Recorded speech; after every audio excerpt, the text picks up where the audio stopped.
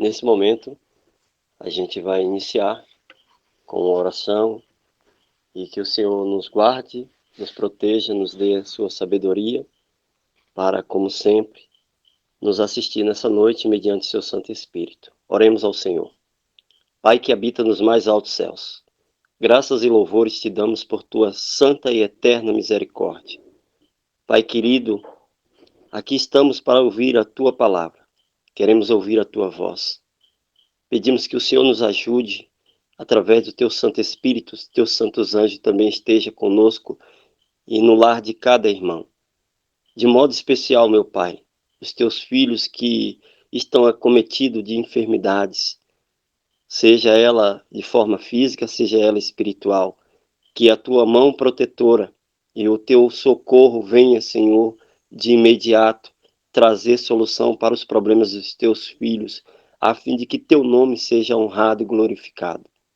Pai querido, a despeito dos nomes que aqui foram manifestados e aqueles que ficaram guardados no seu coração, o irmão Aurélio, a sua família, bem como a família também do irmão Edson, a irmã Michele, os demais irmãos que se encontram aqui presentes, aqueles cujo têm um coração grato de te agradecer pelo dia, pela simples refeição, pelo ar que respira. Aqui estamos gratos, meu Pai, porque o Senhor nos proveu a vida e o Senhor nos concede a vida, vida em abundância. Pai querido, em nome de Jesus eu te suplico, visita os leitos hospitalares nesta hora através do teu santo e maravilhoso Espírito. Coloca os teus médicos missionários, Pai, para cuidar do teu povo enfermo. Aqui temos a responsabilidade de estar diante de tua palavra. Buscamos a tua graça, teu favor, a tua misericórdia. Sabemos, ó Pai, que o mundo não é mais o mesmo depois de tantas circunstâncias difíceis. E a tua palavra nos diz que as coisas ainda se tornarão mais difíceis. Contudo, Pai Santo, toma as nossas vidas em tuas mãos, tuas santas e bondosas mãos, porque a ti as nossas vidas pertencem. Pai Santo, nos coloca, ó Pai, nas veredas da tua justiça e nos faz andar segundo o teu santo querer. Ajuda-nos nessa hora, na leitura e na ministração de tua palavra, a fim de que teu nome seja honrado e glorificado. E tudo isso eu te peço e já te agradeço em nome de Jesus. Amém. Glória a Deus. Amém. Glória a Deus. Amém. Amém. Amém, meus irmãos. É. Glória a Deus. Glória a Deus. O assunto não é um assunto fácil, é um assunto delicado, porque se trata das questões muito peculiar para os dias que nós vivemos. É uma mensagem que não agrada a maioria, mas é necessário que nós tenhamos e tiremos proveito daquilo que o Senhor quer nos dizer para o nosso próprio bem. A palavra do Senhor está escrito que essas coisas foram escritas para o nosso exemplo, para o nosso exemplo. E a despeito das coisas que aconteceram no passado. Ontem nós pudemos ver, pela graça de Deus, ali, a irmã Shelley ministrando 1 Coríntios capítulo 6, e hoje aqui nós daremos continuidade no capítulo 7. É bem emblemático o assunto. O mundo ignora completamente as coisas acerca deste capítulo, mas aqui vamos, pela graça de Deus, tentar extrair aqui o máximo de lição para os nossos dias, para as nossas vidas, a fim de que o nome do Senhor seja glorificado. Desde já eu convido você a abrir a sua Bíblia, o seu aplicativo, na primeira carta aos Coríntios, no capítulo 7, e aqui nós vamos dividir essa carta em alguns blocos, mais precisamente 5 blocos, e vamos, pela graça de Deus, buscar compreensão nessas passagens. O versículo 1 do capítulo 7 está escrito: Quanto ao que me escreveste, é bom que o homem não toque em mulher, mas, por causa da impureza, cada um tenha a sua própria esposa, e cada um o seu próprio marido. O marido conceda à esposa o que lhe é devido, e também, semelhantemente, a esposa ao seu marido. A mulher não tem poder sobre o seu próprio corpo, e sim o marido. E também, semelhantemente, o marido não tem poder sobre o seu próprio corpo, e sim a mulher. Não vos priveis um ao outro, salvo talvez por mútuo consentimento, por algum tempo, para vos dedicardes à oração, e novamente vos ajuntardes, para que Satanás não vos tente por causa da incontinência. E isto vos digo como concessão e não por mandamento. Quero que todo homem seja tal como também eu sou. No entanto, cada um tem de Deus o seu próprio dom. Um, na verdade, de um modo, outro de outro. E aos solteiros e viúvos, digo que lhes seria bom se permanecesse no estado em que também eu vivo. Caso, porém, não se domine, que se case, porque é melhor casar do que viver abrasado.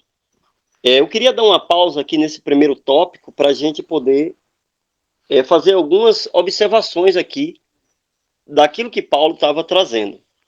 Bem, além da apostasia que se abatia ali na Ásia, nós temos também a questão das vãs filosofias, e nós também temos a questão da imoralidade que se abatia ali na Ásia. E Paulo, ele é chamado ali a dar alguns esclarecimentos a fim de que a igreja pudesse progredir espiritualmente. E visto que a imoralidade abundava em Coríntio, o casamento era ainda mais aconselhável a todos os cristãos, onde quer que o laço do matrimônio seja considerado com leviandade, a imoralidade predomina. A pureza e virtude estão estreitamente relacionadas à preservação do voto matrimonial. E a recomendação de Paulo acerca do casamento como proteção contra a fornicação. Mas é preciso frisar de que, por causa de uma situação particular em Coríntio, Paulo tratou apenas do lado negativo da questão. Ele não está apresentando a única razão para se casar. E o apóstolo não nega os elementos positivos da bênção que advém do casamento. À luz desta passagem, que a gente acabou de ler, não devemos considerar que Paulo esteja tratando do casamento em geral, mas somente tendo em vista as condições da sociedade em Coríntio, onde temia com os efeitos dos preconceitos moral em relação ao celibato. E literalmente, aqui temos a obrigação, né? O homem e a mulher, uns para com os outros, o dever de ser mutuamente ali, poder não privar um ao outro de absolutamente nada. Exceto que tem algumas considerações que Paulo aqui trata nesse capítulo.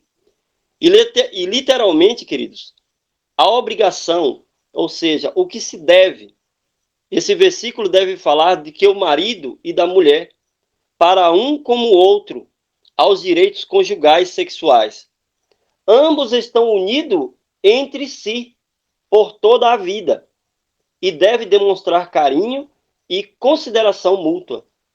Este conselho era necessário porque alguns cristãos criam que, em virtude do fato de o marido e mulher viverem separados uns do outro, negando-lhe os privilégios legítimos do casamento e expondo-se à tentação e à imoralidade. Então, Paulo aqui trouxe aqui alguns esclarecimentos para que eles não pudessem ficar tanto tempo distante. E, contudo, aqui, Paulo também declara de forma clara os direitos iguais, tanto do homem como da mulher, do marido e da esposa. E nenhum dos dois tem mais direito de negar ao outro os privilégios íntimos da relação material. E isso, no entanto, não sanciona nenhum abuso ou excesso. Pelo contrário, os cristãos devem reconhecer a necessidade da temperança em tudo. E é isso que Paulo aqui deixa claro. As pessoas casadas devem se considerar ligadas por uma união íntima e os laços mais ternos.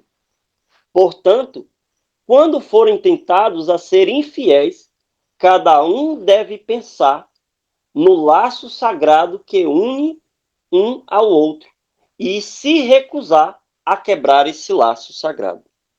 Os cristãos são aconselhados a não privar um ao outro dos privilégios íntimos do matrimônio, a não ser por um tempo limitado, sobre circunstâncias especiais e consentimento mútuo. E não há prova de que Paulo tenha sido casado. No entanto, de acordo com Atos capítulo 26, versículo 10, ele deu seu voto contra os santos. Por isso, interpreta-se de que ele foi membro do Sinédrio, e cujos componentes ali deveria ser casado, segundo a tribo dos fariseus. Eles deveriam ser casados. E o reconhecimento de que todas as pessoas é igual quanto à questão de se casar ou não. Alguns permanecem solteiros e têm a disposição de viver satisfatoriamente bem, sem se casar. Outros preferem seguir o curso normal da vida e se casar. Ambas as condutas são aprovadas por Deus, quando vivem-se em harmonia com o seu conselho. E também Paulo enfatiza a importância de se dominar, mas também de reconhecer que nem todos são como ele, conforme a gente leu no versículo 7. Além disso, os que se acostumarem à vida de casado pode achar difícil. Esse domínio completo, você vê, por exemplo, em 1 Timóteo, capítulo 5, e o versículo 11, aonde Paulo ele diz: rejeita as viúvas mais novas, porque quando se torna leviana contra Cristo, querem se casar. O versículo 14, Paulo também dá outro conselho. Quero, portanto, que as viúvas mais novas que se casem e criem seus filhos, e sejam boas donas de casa, e não deem ao adversário a ocasião favorável à maledicência. Então, Paulo também, ele estava relacionando aqui aos conselhos, aqueles que não tinham ali o domínio sobre esta questão e que viveriam de forma abrasada. Então, Paulo aqui dá um conselho. E esse conselho tem aos que têm dificuldade de exercer esse domínio sobre os seus desejos sexuais. Então, Paulo ali, ele aconselha que se case. E para que não esteja sujeito aos desejos insatisfeitos. E a instrução é clara e está em harmonia com o teor geral dos versículos anteriores que nós lemos. Isto é, a preservação da pureza e uma melhor atitude para com o casamento. Mesmo quando se considerava todos os problemas associados à vida conjugal durante um período de perseguição e angústia, é melhor se casar. do que se consumir. E interiormente, com a condição mental, emocional, fisicamente perturbada, com os desejos insatisfeitos. Dos versículos 10 em diante, Paulo aqui agora ele traz os conselhos sobre a estabilidade da família. E ele diz: ora, aos casados, ordeno não eu, mas o Senhor, que a mulher não se separe do marido. Se, porém, ela vier a se separar, que não se case ou se reconcilie com seu marido, e que o marido não se aparte de sua mulher. Aos mais digo eu, não o Senhor. Se algum irmão tem mulher incrédula, e esta consente em morar com ele, não a abandone. E a mulher que tem o marido incrédulo, e este consente em viver com ela, não a deixe o marido. Porque o marido incrédulo é santificado no convívio da esposa, e a esposa incrédula é santificada no convívio do marido crente. De outra sorte, os vossos filhos seriam impuros, porém agora são santos. Mas se o descrente quiser apartar-se de que se aparte, em tais casos não fique sujeito à servidão, nem o irmão, nem a irmã. Deus os tem chamado à paz. Pois, como sabes, ó mulher, se salvará o teu marido? Ou como sabes, ó marido, se salvará a tua mulher? Onde cada um segundo o Senhor lhe tem distribuído, cada um conforme Deus o tem chamado. É assim que ordeno em todas as igrejas. Foi alguém chamado, estando circuncioso, não desfaça a circuncisão. Foi alguém chamado, estado incircuncioso, não se faça circuncidar.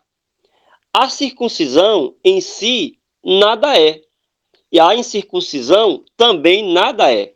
Mas o que vale é guardar as ordenanças de Deus. Cada um permaneça na vocação em que foi chamado. E foste chamado sendo escravo, não te preocupes com isso, nem se ainda podes tornar-se livre. Aproveita a oportunidade, porque o que foi chamado no Senhor, sendo escravo, é liberto do Senhor. Semelhantemente, o que foi chamado sendo livre é escravo de Cristo. Por preço foste comprado, e não vos tornei escravos de homens. Irmãos, cada um permaneça diante de Deus naquilo que foi chamado. E aqui nós queremos também, mais uma vez também, abordar aqui alguns pontos. E Paulo reforça a ordem inspirada ao se referir ao ensino claro do próprio Cristo. Visto que Jesus tinha falado de forma específica sobre o tema, e o apóstolo não pôde fazer referência. E quando não havia uma instrução específica de Cristo, o apóstolo dava conselho novos, mas inspirado, conforme nós lemos no versículo 12. O Salvador declarou que o laço matrimonial era santo e imutável. E a ordem de Jesus não dá espaço para as muitas desculpas apresentadas para a separação legal e aceita pelos tribunais civis. Atualmente, tais como a incompatibilidade, a crueldade mental e outras naturezas mais triviais. os gregos, os romanos, eles tinham e repudiavam suas esposas por qualquer motivo. E de igual modo, os judeus também começaram a repudiar as suas esposas. E sem dúvida isso levou os cristãos a indagarem sobre o divórcio entre os crentes. A resposta é clara. O divórcio não faz parte do plano de Deus para o casal.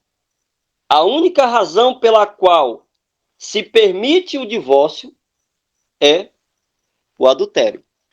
Caso contrário, não é permitido. Em Mateus capítulo 5 e o versículo 31, está escrito: também foi dito, aquele que repudiar a sua mulher e lhe der carta de divórcio, eu, porém, vos digo, qualquer que repudiar a sua mulher, exceto em caso de relação sexual ilícita, a expõe e torna-te adúltera. E aquele que se casar com a repudiada, comete adultério. Queridos, é necessário a gente fazer uma observação. O mundo hoje, e Paulo já alertava nos seus dias, não só pela questão do divórcio em si, mas aquilo que a Bíblia combatia nos seus dias, a impureza e a imoralidade sexual.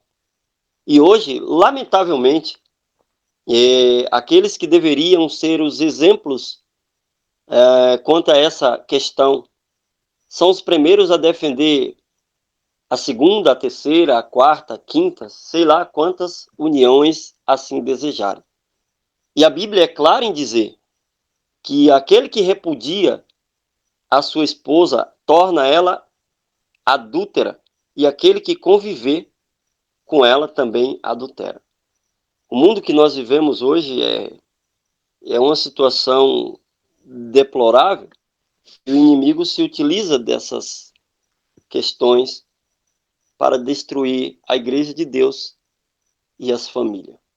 E esta declaração é praticamente uma admissão de que a ordem dada nos versículos anteriores não seria obedecida por completo.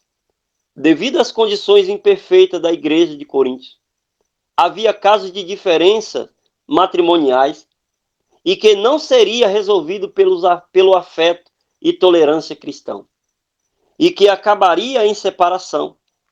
E tais casos, esposas rejeitadas e separadas, não deveria se casar com outro, mas buscar a reconciliação com seu marido. O restante dos versículos da carta aos Coríntios, Paulo aqui, ele trata da questão com respeito ainda ao casamento, tempos de tribulação e também a respeito das virgens.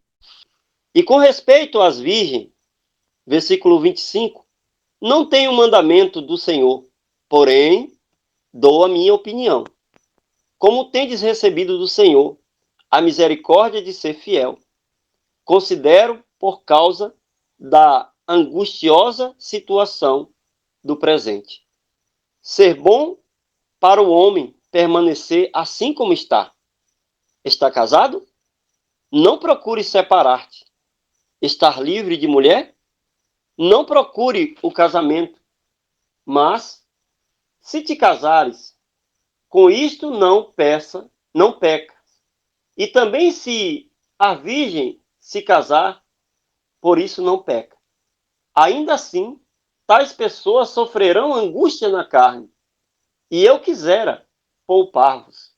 Isto, porém, vos digo, irmãos, o tempo se abrevia, e o que resta é a questão, e o que resta é que não só os casados sejam como se não fosse, mas também os que choram, como se não chorasse, e os que se alegram, como se não se alegrasse, e os que compram é como se nada possuíssem, e os que se utilizam do mundo, como se dele não usasse, porque a aparência deste mundo passa.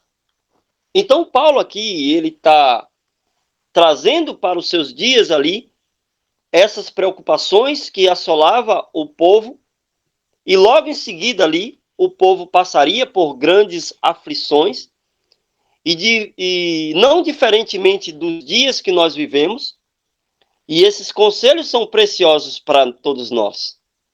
E as preocupações com os deveres da vida de casado, para o marido, esposa e filhos, geram perplexidade em tempos de perseguição e de tribulação. Mateus capítulo 24 e o versículo 19, a Bíblia relata: ai das que estiverem grávidas e das que amamentarem naqueles dias. E aqui a palavra na carne aponta para a vida terrena e, com todas as suas perplexidades, indica em particular a vida doméstica, com as suas preocupações sobre alimento, sobre vestimenta e a proteção das posses familiares. Contudo, nos dias de perseguição que viria sobre a igreja, alguns crentes seriam aprisionados, torturados, mortos, famílias seriam divididas e pessoas levadas para serem escravos por causa de sua fé. E vale salientar de que essa é uma realidade já nos nossos dias. Famílias têm se fragmentado por causa da fé. Famílias têm se fragmentado por conta da imoralidade sexual pervertida. E sobre esta circunstância, Paulo aqui diz que seria melhor permanecer solteiro. O próprio Senhor nos advertiu acerca daqueles que vivem no tempo da breve volta de Cristo e que aguarda nessa expectativa sobre a questão do fim do mundo. E sobre estas questões, o próprio Cristo, em seu sermão profético, ainda em Mateus 24, no versículo 42, ele diz: portanto, vigiai, porque não sabeis o dia em que vem o vosso Senhor. E o verso 44, ele diz: por isso, ficai também vós apercebido, porque a hora em que não cuideis, o Filho do Homem virá. Mateus 25, 13, está escrito: vigiai, pois, porque não sabeis o dia e nem a hora. E os ensinos de Cristo e dos apóstolos mostram que a prioridade da vida é se preparar para o reino de Deus e para as moradas da glória eterna. O tempo desse preparo é sempre apresentado como um breve, e o juízo de Deus já é manifestado na terra entre aqueles que vivem nos últimos dias. E Paulo estava tratando dessas questões para os dias de tribulações. Contudo, quando chegar o fim desses dias de tribulação, a redenção daqueles que se prepararam para o reino eterno, estará feliz com Jesus, reinando com ele para sempre. E para aqueles cujo não se prepararam, será tarde demais para obter um lugar no céu. Portanto, todos devem assegurar de que serão aceitos como candidatos ao reino da glória. E todos devem viver em comunhão estrita com o céu, de modo que já não seja surpreendido quando chegar o momento de deixar para trás os cuidados desta vida. O cristão, ciente deste fato importante, de sempre estar pronto e de se encontrar com Deus, não porá suas afeições a este mundo nas coisas terrenas, mas estará constantemente apercebido das incertezas da vida e da natureza temporária e transitória deste mundo. Assim viverá em contínua prontidão para a vinda do Senhor. Vale nos lembrar de que Paulo estava advertindo e preparando as pessoas que viveriam nos últimos dias. Bem-vindo aos últimos dias. Bem-vindo aos últimos dias. Contudo, Paulo estava tratando também de que o fim do casamento só podia ser em caso de morte. E mesmo que ali pudesse haver a possibilidade de alguém se divorciar, a ordem é que não se casasse. O mundo é contrário a todos os conceitos divinos e assim tem-o rejeitado. A poligamia, a imoralidade sexual tem se alastrado em todas as propagandas, em tudo que os seres humanos olhar. Aí está a imoralidade, aí está a fornicação. E essa é uma mensagem das quais muitos não se agradam, porque desejam viver suas vidas de forma desenfreada. Contudo, as Escrituras nos garante que o desejo de Deus nunca foi ter uma família desintegrada. O pecado trouxe consequências graves para todos nós. Eu sou filho de uma família separada há 40 anos e eu sei aquilo que me traz como consequência. Cada pai, cada mãe deveria refletir acerca de seus divórcios, porque para os filhos pode trazer consequências irreversíveis, mas eis o preço do pecado. Mas que a graça de Deus repousar em cada coração, na certeza de que a palavra de Deus se cumpre na terra, aonde o próprio Senhor Jesus disse: passará os céus e a terra, mas a minha palavra, minhas palavras não passará. A lei de Deus foi dada aos homens, não para que os homens determinassem o que iria fazer com ela. E, infelizmente, as consequências disso é trágica. Famílias desintegradas, porque a vontade de Deus não é feita. Mas que a mão protetora do nosso Pai eterno seja com cada remanescente aqui neste grupo e que cada um possa perseverar naquilo que o Senhor chamou. Essa foi a mensagem da parte do nosso Pai Celestial, em nome de Jesus. E para finalizarmos, eu gostaria de convidar o meu irmão Eduardo para nos dirigir nesta oração final, em nome de Jesus. Oremos. Excelso Deus, soberano Pai, Criador, mantenedor dos céus e da terra. Graças te damos, ó Deus, por mais um dia que o Senhor nos concedeu, por outro dia que já adentramos. Dia esse desconhecido para nós, mas o Senhor já sabe tudo, o Senhor conhece. Portanto, Pai Santo, no nome de Jesus, prepara-nos, ó Deus, nosso coração, nos protege desse novo dia e, ó Deus, acima de tudo, fortalece nosso coração, fortalece nossa fé e também nós somos gratos ao Senhor pela palavra dessa noite. Que a mesma venha achar guarita em nossos corações, para aquilo que relutamos em deixar, possamos, ó Pai Santo, ouvir de uma forma poderosa a Tua voz, através do Teu Espírito Santo, e que possamos nos render a essa voz tão poderosa, mas ao mesmo tempo doce e humilde e acessível aos nossos ouvidos.